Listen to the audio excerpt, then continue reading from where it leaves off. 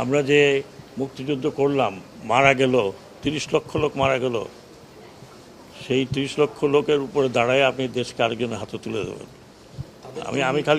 আমি খালি অনুরোধ করি যে আর যা করেন এটা করবেন না। এবং আর কিছু বলতে চাই না, এদেশের লোক এত তাড়াতাড়ি ভুলে নাই। সময় দেন, হয়তো ভুলে যাবে, কিন্তু এত তাড়াতাড়ি ভুলে নাই। কারণ যাকে ধরছে নেতা, সেই নেতারা এখন পালিয়ে বেড়াচ্ছে।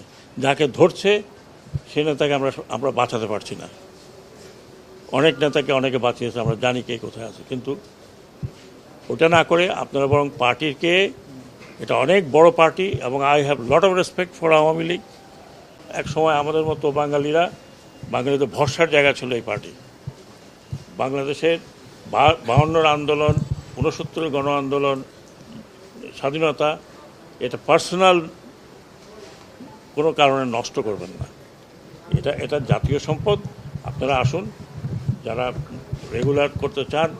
এখানে মারামারি কোনো লাভ নেই। আরও কিছু লোকের মৃত্যু আমরা চাই না।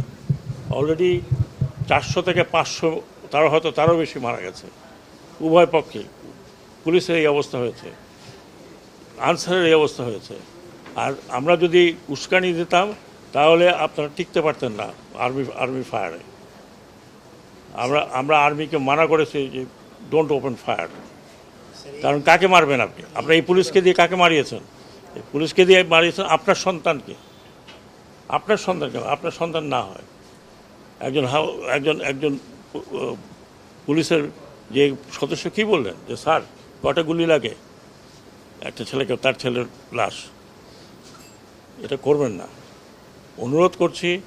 প্ররোচনায় আসেন না, ব্যক্তিগত স্বার্থে আপনারা এত বড় একটা দলকে নষ্ট করেন না। এটা আমাদের প্রাইড ছিল,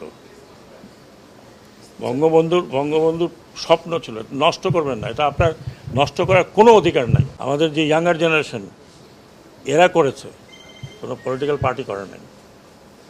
দে হ্যাভ গিভেন দেয়ার লাইফ, যেটা আপনারা কোনো দিন দিতে পারতেন না। বুকে দাঁড়িয়ে আছে পুলিশের গুলি খাওয়ার জন্য, তাদের মুখে কোনো দুঃখ নাই, দে অল স্মাইলিং। এটা যতদিন আছে, এরা যতদিন আছে, আমাদের কথা বাদ দেন, আমরা দৌড় দেবো। এরা যতদিন আছে এরা দৌড়াবে না। They will face you. So please, আমি অনুরোধ করছি, একজন সিনিয়র সিটিজেন হিসেবে আমি জানি political people don't like me, but আমি একজন সিনিয়র সিটিজেন হিসেবে বলছি যে দয়া করে দেশটাকে স্বাধীন রাখেন।